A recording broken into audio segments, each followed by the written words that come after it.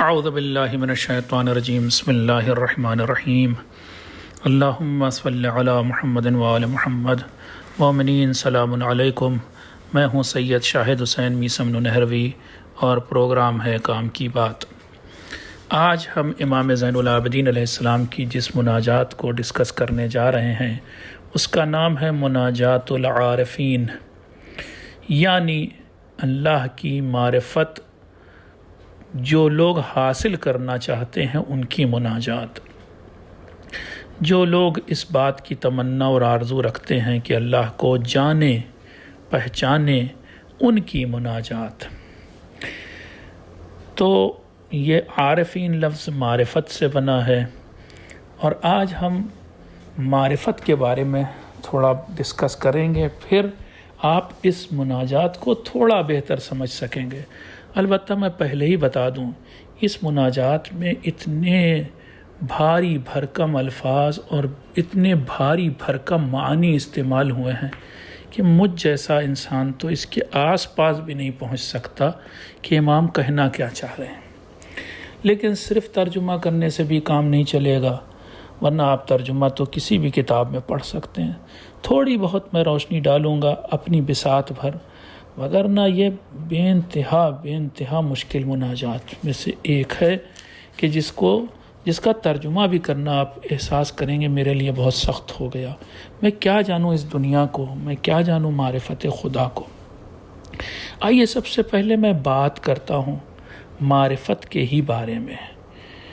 معرفت خدا بھی چھوڑ دیتے ہیں، صرف معرفت کے بارے میں بات کرتے ہیں۔ معرفت کا مطلب کیا؟ اکثر ممبروں سے آپ یہ لفظ سنتے ہیں کہ معرفت۔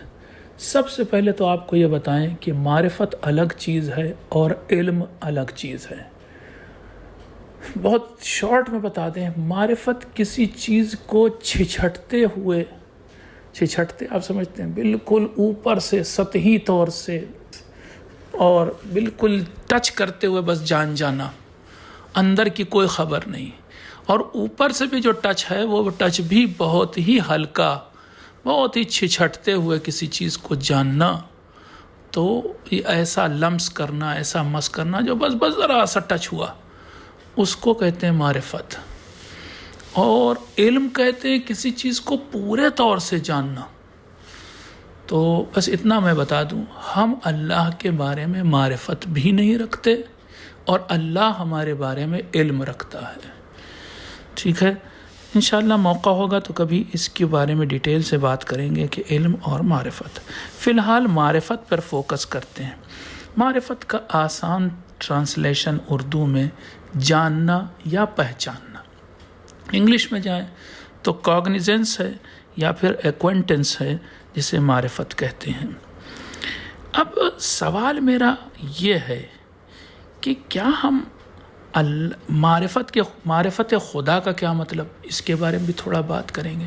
اور اگلا سوال یہ ہے کہ کیا خدا کی معرفت ممکن ہے؟ اور جیسے کہ میں نے کہا کہ ابھی فی الحال ہم خدا کے بارے میں بات نہیں کرتے، فی الحال ہم بات کرتے ہیں دیگر چیزوں کے بارے میں، یعنی ادر دین گاڈ، جو بھی ہم جانتے ہیں ان کے بارے میں۔ میں آپ سے پوچھتا ہوں کہ آپ کسی چیز کو کیسے پہچانتے ہیں، کیسے ڈیفائن کرتے ہیں؟ تو سب بات یہ ہے کہ جیسے فرض کر لیے کہ میں ایک نئی مشین کے بارے میں کسی کو کچھ بتاؤں، جس مشین کو میں نے دیکھا اس انسان نے نہیں دیکھا، یا فرض کر لیے کہ ایک پھل کے بارے میں بتائیں ہم، جس پھل کو میں نے افریقہ میں مثلا ملتے ہوئے اور کھایا بھی ہے اور دیکھا بھی ہے، مگر یہاں ہندوستان کا آدمی اس نے نہ دیکھا ہے نہ کھایا ہے۔ تو اب میں اس پھل کو ڈیفائن کروں گا اس آدمی کے سامنے، کیا بتاؤں گا؟ دیکھو ایک پھل ہوتا ہے، اتنا بڑا ہوتا ہے، سائز اس کا بتائیں گے۔ مثلا کہہ رہا ہوں یلو رنگ کا ہوتا ہے، پیلے رنگ کا ہوتا ہے، یہ بتایا میں نے۔ وہ جو ہے کھانے میں بڑا میٹھا ہوتا ہے، یہ ایک اور چیز بتائی ہم نے اس کے بارے میں۔ وہ بہت نرم ہوتا ہے، سافٹ ہوتا ہے، ہارڈ نہیں ہوتا، یہ ایک اور چیز بتائی۔ تو ہم نے کچھ چیزوں کے ذریعے اس کو ڈیفائن کیا۔ اب آپ کو بتائیں، آج تھوڑا سا میں ڈوز فلسفے کا دوں گا آپ کو، تاکہ آپ بس ہلکا لائٹ ڈوز ہوگا فلسفے کا، اسلامی فلسفے کا، تاکہ آپ سمجھیں کہ ہم کس دنیا میں جی رہے ہیں اور ہم معرفت خدا سے کتنا دور ہیں۔ اور سچ بات یہ ہے کہ اپنی ایڑی چوٹی کا زور لگا لیں تب بھی ہم کچھ 2 قدم بھی آگے نہیں بڑھ سکتے ہیں، بہت مشکل راہ ہے یہ۔ تو میں آپ کو بس یہ بتانا چاہتا ہوں کہ کسی چیز کو ڈیفائن کرنے کے لیے کچھ پیرامیٹرز ہوتے ہیں، جیسے میں نے ابھی پھل کے بارے میں آپ کو بتایا۔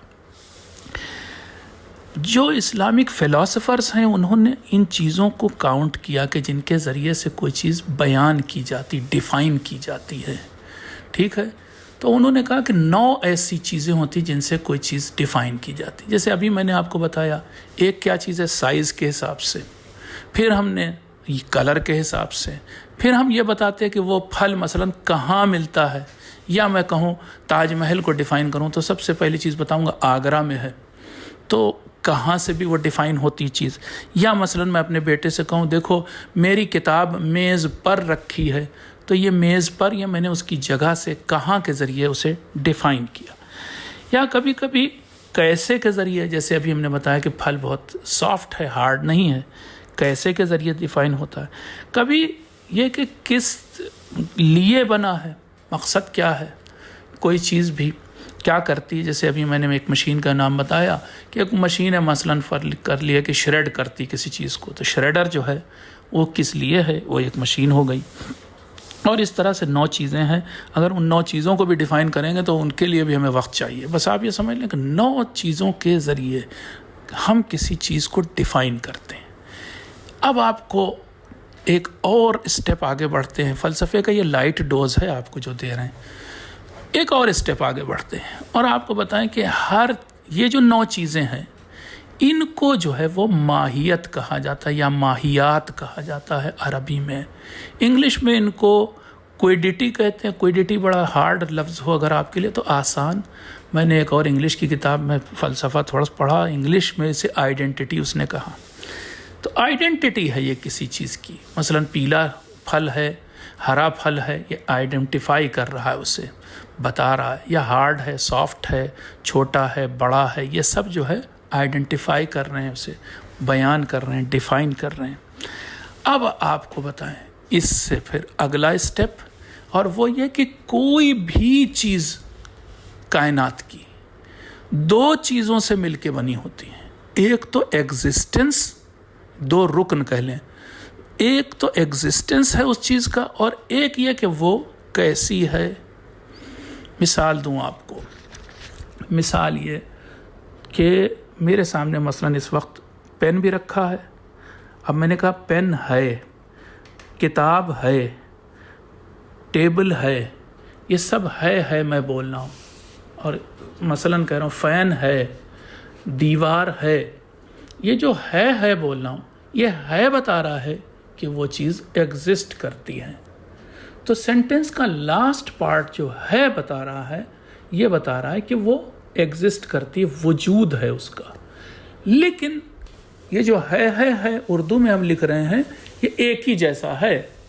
یہ نہیں ہے کہ جب ہم مثلا انگلش میں بھی کہیں دس از اے پین، دس از اے بک، تو وہ جو از لکھا ہوا ہے پین والا الگ نہیں ہے، اور بک والا الگ نہیں ہے، اور وال والا الگ نہیں ہے، اور ٹیبل والا الگ نہیں ہے۔ اسی طرح اردو میں یہ ہے الگ نہیں ہے، یہ کامن ہے سارے سینٹنسز میں، ٹھیک ہے۔ لیکن جو پہلا پارٹ ہے کسی بھی سینٹنس کا، جیسے کہ میز ہے، قلم ہے، اور دیگر چیزیں ہے، یہ جو میز، قلم، دیوار، یہ آئیڈینٹیفائی کر رہی ہے اس چیز کو۔ سیکنڈ پارٹ جو ہے وہ وجود کے بارے میں بات کر رہا ہے، ایگزسٹنس کے بارے میں، اور پہلا پارٹ آئیڈینٹی کے بارے میں، ماہیت کے بارے میں۔ یہاں تک اگر آپ کی بات سمجھ میں آ گئی ہو تو اب ہم آپ کو بتائیں کہ ادر دین گاڈ کسی بھی چیز کو آپ ڈیفائن کرنا چاہیں گے تو آپ ماہیت کے ہی ذریعے کریں گے ڈیفائن۔ آپ وجود اس کا نہیں بتا پائے، مطلب وجود کے ذریعے ڈیفائن نہیں کریں گے، زیادہ سے زیادہ کہیں گے ہے۔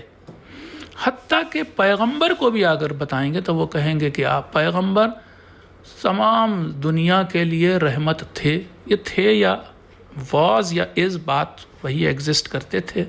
حضرت علی بہت بہادر تھے. تو یہ جو تھے یہ تو ان کے وجود کے بارے میں بات ہو رہی. وہ حضرت علی کو بہادر یہ ان کی ایک کوالٹی تھی, یہ ایٹریبیوٹ تھا. ان ایٹریبیوٹس کے ذریعے ہی آپ ادر دین گاڈ ہر مخلوق ہر موجود کو ڈیفائن کرتے ہیں. ٹھیک ہے, اور یہی اس کی معرفت بھی ہوتی ہے. اگر ہم پوچھیں آپ سے, آپ کے سامنے, ٹھیک, اگر کوئی چیز مان لیے کہ پین رکھا ہوا ہے اور میں آپ سے پوچھوں یہ کیا ہے, تو آپ جواب میں کیا کہیں گے؟ پین. یہ جو پین کہا یہی وہ اس چیز کی آئیڈینٹی ہے, یہی اس کی تعریف ہے, یہی ڈیفینیشن ہے. ٹھیک, اس سے اب ایک اور اگلا اسٹیپ جاتے ہیں اور آپ کو بتاؤں کہ ذرا تھوڑا ہضم کر پائیے. تو جب میں نے کہا کہ ہر چیز ادر دین گاڈ وجود اور ماہیت, آئیڈینٹی اور ایگزسٹنس رکھتی ہے, اگلا اسٹیپ یہ ہے کہ اللہ کوئی ماہیت نہیں رکھتا, اللہ کوئی آئیڈینٹی نہیں رکھتا, وہ صرف اور صرف وجود ہے. اس کے اندر کوئی آئیڈینٹی, کوئی ایسی چیز نہیں پائی جاتی جو اس کو ڈیفائن کرے. کیونکہ ہم جب کسی چیز کو ڈیفائن کرتے ہیں تو یا تو اس کے کلر کے ذریعے, یا پھر اس کے شیپ کے ذریعے, یا پھر اس کی کیفیت یعنی کیسی ہے وہ چیز, جیسے میں نے کہا حضرت علی بہادر تھے, اس کے ذریعے, یا اور چیزوں کے ذریعے. تو کم, کیف, متى, اینا عربی میں کہتے ہیں, یا تو کتنی ہے وہ چیز, یا کہاں ہے وہ چیز, یا کیسی ہے وہ چیز, یا کب تھی وہ چیز. اس طریقے اس چیزوں کے ذریعے ہم ڈیفائن کرتے ہیں. اللہ میں یہ ساری چیزیں نہیں پائی جاتی. نہ تو آپ یہ کہتے ہیں کتنا ہے اللہ, نہ یہ کہتے ہیں کب ہے اللہ, نہ یہ کہہ سکتے ہیں کیسا ہے اللہ, اور نہ یہ کہہ سکتے ہیں مثلاً کہ کہاں ہے اللہ, کیونکہ اس کے اندر آئیڈینٹی, کوئیڈٹی, ماہیت پائی نہیں جاتی. وہ وجود محض ہے, اونلی وجود, پیور وجود, پیور ایگزسٹنس. دوسری اور چیزوں میں ماہیت ہے. اور تھوڑا سا اگر آپ برداشت کر پائیں تو پھر ایک اسٹیپ اور آگے جاتے ہیں. دوسری اور چیزیں کسی نہ کسی شکل میں باؤنڈریز رکھتی ہیں. اللہ کوئی باؤنڈری نہیں رکھتا کیونکہ وہ ماہیت نہیں رکھتا. مثال دوں آپ کو, اگر نہ سمجھ میں آئے تو آپ مجھے بعد میں میسج کر سوال پوچھ سکتے ہیں, لیکن میں کوشش کروں گا سمجھا ہی دوں. کیا مطلب ہے؟ باقی سب چیزیں باؤنڈریز رکھتی ہیں کسی نہ کسی طرح سے, لیکن اللہ کوئی باؤنڈری یا کوئی حد یا حدود نہیں رکھتا. پھر وہی بات کرتا ہوں, میں مثال دیتا ہوں آپ کو اسی پھل کی. میں نے کہا کہ ایک پھل ہے جو افریقہ میں ملتا ہے جو پیلے رنگ کا ہوتا ہے. جیسے ہی میں نے کہا پیلے رنگ کا ہے تو آپ نے فوراً سمجھ لیا کہ لال نہیں ہوتا, ہرا نہیں ہوتا, نیلا نہیں ہوتا, اور دیگر جتنے کلرز ہیں وہ نہیں, کیونکہ یہ باؤنڈری ہو گئی. اب یہ پیلا رنگ خود ایک باؤنڈری ہے. جیسے ہی میں نے کہا یہ میرے سامنے رکھی ہوئی میز 2 فیٹ بائی 2 فیٹ کی ہے, جیسے ہی میں نے یہ کہا لفظ, اس کا مطلب یہ میز 3 فٹ لمبی نہیں ہے, 2 فٹ کے بعد یہ ختم ہو جاتی ہے, یہ اس کی باؤنڈری ہے. جیسے ہی میں نے کہا یہ میز ہارڈ ہے, جیسے ہی میں نے ہارڈ لفظ کہا یہ سافٹ نہیں ہے, باؤنڈری ہو گئی اس کی ایک. ٹھیک ہے نا؟ تو ہر چیز یعنی ہارڈنس اس کی باؤنڈری ہو گئی, یلو رنگ اس کی باؤنڈری ہو گیا, یا اس کا سائز اس کی باؤنڈری ہو گیا, وہ چیز وہیں تک ہے. تو باؤنڈریز بھی کئی طرح کی ہوتی ہیں, صرف یہ نہیں کہ فزیکل ویسی باؤنڈری یعنی آپ سائز کے حساب سے ناپنے والی, میجرمنٹ والی, بلکہ ٹیسٹ کی بھی باؤنڈری ہے. جیسے میں نے کہا کوئی چیز میٹھی ہے, یہ اس کی باؤنڈری ہو گئی, یعنی یہ چیز کڑوی نہیں ہے, پھیکی نہیں ہے. باؤنڈریز رکھتی ہیں یہ ساری چیزیں. ادر دین گاڈ ایوری تھنگ, جیسے ہی آپ اسے ڈیفائن کرنے لگیں گے اس کا مطلب آپ خود سے بتا رہے ہیں کہ وہ چیز باؤنڈری رکھتی ہے, حدود رکھتی ہے.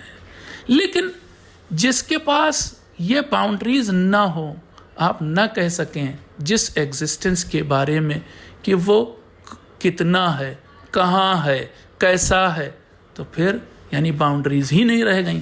جب باؤنڈریز نہیں رہ گئیں تو وجود ہی وجود ہے, ایگزسٹنس ہی ایگزسٹنس ہے. اور پھر لفظ انفائنائٹ ہمیں کہنا ہی پڑے گا کہ وہ انفائنائٹ ایگزسٹنس ہے، وہ لامحدود وجود ہے، ٹھیک ہے نا؟ اتنا اگر برداشت کر لیا آپ نے تو انشاءاللہ میں زیادہ ہو جائے شاید آج، کل ایک اور ڈوز ہلکا سا فلسفے کا دوں گا کہ جس سے آپ کو یہ نہیں کہ میں کچھ توبہ مجھے کچھ آتا ہے، صرف اس دعا کو یا مناجات کو سمجھنے میں آسانی ہوگی، مزہ آئے گا۔ اب دیکھیے مناجات شروع ہوتی ہے اور وہ امام فرما رہے ہیں بسم اللہ الرحمن الرحیم، الہی قصرت الالسن عن بلوغ ثنائک کما یلیق بجلالک۔ اے میرے مالک، زبانیں بہت چھوٹی پڑ جاتی ہیں، کم پڑ جاتی ہیں، کوتاہ پڑ جاتی ہیں کہ تیری کوئی تعریف کر سکیں، اور وہ بھی ویسی کہ جیسے تیری جلالت کا حق ہے۔ کیسے تعریف کریں گی زبان؟ کیا کہیں گی اللہ کے بارے میں؟ جو کہیں گی تو باؤنڈری بنا دیں گی۔ وہ کہیں گی کہ مثلاً ابھی اس بارے میں البتہ بات کریں گے ہم کل، یہ نہ سوچیے گا کہ ابھی بات ختم ہو گئی، آپ کے دماغ میں بہت سارے سوال آ گئے ہوں گے کہ ہم بھی تو کہتے ہیں اللہ رحیم ہے، ٹھیک ہے نا؟ یہ ایک باؤنڈری نہیں ہو گئی؟ ہاں انشاءاللہ کل اس کے بارے میں بات کریں گے۔ بہرحال ابھی فی الحال اتنا سمجھیے، زیادہ سے زیادہ میری زبان کیا کہہ سکتی ہے کہ اللہ رحیم ہے، رحمان ہے، مہربان ہے، ٹھیک ہے؟ اب میں کہوں کہ جو آپ کے دماغ میں کانسیپٹ ہے، جو تصور ہے رحمان اور رحیم اور مہربان کا، وہ خود ہی محدود ہے اور وہ خود ہی غلط ہے۔ اللہ کے بارے میں اسے استعمال کرنا ہی غلط ہے، فٹ نہیں بیٹھتا، ٹھیک ہے؟ ایسے آپ شاید نہ سمجھیں، میں بات کو مثال سے سمجھاتا ہوں۔ اللہ کی ایک صفت، اللہ کا ایک ایٹریبیوٹ ہم کیا کہتے ہیں؟ حی۔ ہاں آیت الکرسی میں بھی آیا ہے الحی القیوم، حی ہے۔ حی کا مطلب اردو میں ہم کیا ترجمہ کرتے ہیں؟ زندہ۔ اچھا، تو اللہ زندہ ہے، ٹھیک، بہت صحیح بات، اللہ زندہ ہے۔ اب میں آپ سے پوچھتا ہوں، آپ کے دماغ میں زندہ ہونے کا کانسیپٹ، تصور کیا ہے؟ کس کو آپ زندہ کہتے ہیں؟ تو آپ اسے زندہ کہتے ہیں جس کی سانس چل رہی ہو، جس کی دل کی دھڑکنیں چل رہی ہوں، جس کی نبض پہ آپ ہاتھ رکھیں تو وہ چل رہی ہو۔ اور اگر یہ نہ ہو، سانس بند ہو گئی ہو، دھڑکنیں رک گئی ہوں، تو آپ کہیں گے یہ مردہ ہے۔ تو کیا اللہ اس سینس میں زندہ ہے کہ اس کی سانسیں چلتی ہیں، اس کا دل دھڑکتا ہے، اس کی نبض چلتی ہے؟ نہیں۔ یہیں پر ابھی دیکھیں سامنے ہی سامنے ہمارے دماغ میں زندگی کا جو کانسیپٹ ہے وہ بڑا محدود ہے۔ اللہ اس معنی میں تھوڑی نہ زندہ ہے۔ تو جب اس معنی میں زندہ نہیں، ٹھیک اسی طرح سے اس معنی میں اللہ رحمان اور رحیم نہیں، جو ہم دوسروں کے لیے استعمال کرتے ہیں کہ فلاں صاحب تو بڑے بھائی نرم دل ہیں، بہت ہی زیادہ مہربان ہیں، بہت کائنڈ ہیں۔ یہ جو کائنڈ لفظ ہم استعمال کر رہے ہیں انسان کے لیے یا کسی حیوان کے لیے، وہ کوئی اور میننگ رکھتا ہے۔ اس کو اللہ کے لیے استعمال کرنا دراصل صحیح نہیں ہے۔ اور اگر آپ برداشت کر سکیں پھر تو ایک جملہ کہوں، اللہ کو جو ہم لوگ حی کہتے ہیں کہ اللہ زندہ ہے، اگر اس معنی میں جس میں انسان یا حیوان زندہ ہوتا ہے، اس معنی میں اللہ کو حیوان زندہ کہیں تو یہ تو شرک ہوگا۔ اللہ کے کہیں نفس چلتی ہے، اللہ کے کہیں سانسیں چلتی ہیں، دھڑکنیں ہوتی ہیں، یہ سب نہیں ہے، تو ہم تو اسے زندہ کہتے ہیں۔ تو یہ تو آپ خود ہی دیکھ رہے ہیں کہ غلط ہو رہا ہے، یہ تو شرک ہو جائے گا اگر اللہ کو اس معنی میں حی کہا۔ تو ہم پھر اپنی بات پر، یہاں مناجات پر لوٹتے ہیں۔ ایک ہی دو جملے آج ہو پائیں گے، لیکن آپ تھوڑا اس بارے میں سوچئے گا۔ الہی قصرت الالسن عن بلوغ ثنائک کما یلیق بجلالک۔ اے میرے مالک، جتنی زبانیں ہیں سب تیری حمد و ثنا تعریف تک پہنچنے سے کم پڑ جاتی ہیں، وہاں تک نہیں پہنچ پاتی۔ خاص طور سے جو تیری جلالت کا، جو تیرے آپ کہیں کہ میجسٹی کا حق ہے، وہاں تک تو ہرگز نہیں پہنچ سکتی۔ اگلی چیز، وعجزت العقول عن ادراک کنہ جمالک، اور عقلیں جو ہیں نا وہ تیرے جمال کے کنہ تک نہیں پہنچ سکتی۔ اب یہ کنہ کا لفظ بہت ذرا یہ کہہ لیں کہ سخت ہے۔ سخت کا مطلب یہ کہ اس کو بہت ڈیفائن کرنا پڑے گا۔ ہم انشاءاللہ کل اس بارے میں پھر سے بات کریں گے کہ کن کا مطلب کیا ہے، تب آپ کو یہ جملہ سمجھ میں آئے گا کہ کن کیا ہے، اور تب پھر دھیرے دھیرے احساس ہوگا کہ ہم لوگ اللہ کے بارے میں کچھ نہیں جانتے. جو کچھ ہم بولتے ہیں، جو کچھ ہم کہتے ہیں اللہ کے بارے میں، اگر سچے معنی میں سوچیں تو ہم سب شرک کرتے ہیں.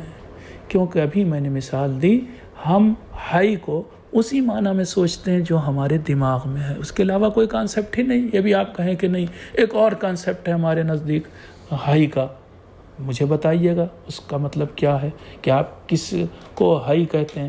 انسان کس کو آپ ہائی کہیں گے، کس کو زندہ کہیں گے؟ اگر وہ اس کی سانسیں رکی ہوں اور اس کی دھڑکنیں رکی ہوں تب بھی آپ کسی کے گھر پہ جا کر کے کہہ سکتے ہیں کہ صاحب یہ تم اسے میت کہہ رہے ہو، یہ میت نہیں، یہ زندہ ہے. تو وہ سارا مجمع آپ کی طرف دیکھے گا یہ کیا کہہ رہے ہیں. ٹھیک ہے، تو ہم انسان جو کچھ تصور، جو کچھ کانسیپٹ رکھتے ہیں، اللہ کا ہر ایٹریبیوٹ کے بارے میں تھوڑا سوچئے گا کہ ہم جو تصور رکھتے ہیں کیا وہی اللہ پر فٹ بیٹھتا ہے. دیکھیے جیسے جملے بنتے ہیں نا، سبجیکٹ اور پریڈیکیٹ، ہمارے جتنے بھی پریڈیکیٹ ہم دوسری چیزوں کے لیے استعمال کرتے ہیں وہ اللہ پر فٹ نہیں بیٹھتے. یہ بات یاد رکھیے گا. سبجیکٹ بدلا اگر آپ نے، جیسے مثال دے رہا ہوں، میں نے فی الحال کہا کہ یہ پین ہے، یہ قلم ہے، اور ہم نے ساتھ ہی ساتھ کہا اللہ ہے. ٹھیک ہے کہ دونوں میں ہم نے ہے کہا، مگر یہاں پر وہ ہے کہ جو قلم کے بعد کہا اور وہ ہے کہ جو اللہ کے بعد کہا، دونوں میں زمین و آسمان کا فرق ہے. ہم جیسے جاہل لوگ نہیں جانتے، جو عرفاء ہیں، جو اللہ کے خاص بندے ہیں، جو فلاسفہ ہیں، فلاسفرز ہیں، جو اللہ کے مقرب بندے ہیں، وہ اس فرق کو جانتے ہیں، سمجھتے ہیں، تھوڑا بہت سمجھتے ہیں. چلیے اللہ سے دعا کرتے ہیں کہ اللہ ہمیں خود اپنی معرفت عنایت فرمائے. کل بات کریں گے کہ معرفت کا مطلب کیا ہے اور اس مناجات کو آگے بڑھائیں گے. فی الحال آپ سے دعا کی گزارش کرتے ہیں اور پھر کہتے ہیں کہ تمام دنیا کے مظلومین و محرومین و مستضعفین کے لیے دعا کیجیے گا، حتیٰ کہ چرند و پرند اور جانوروں کے لیے بھی دعا کیجیے گا. والسلام علیکم ورحمۃ اللہ وبرکاتہ.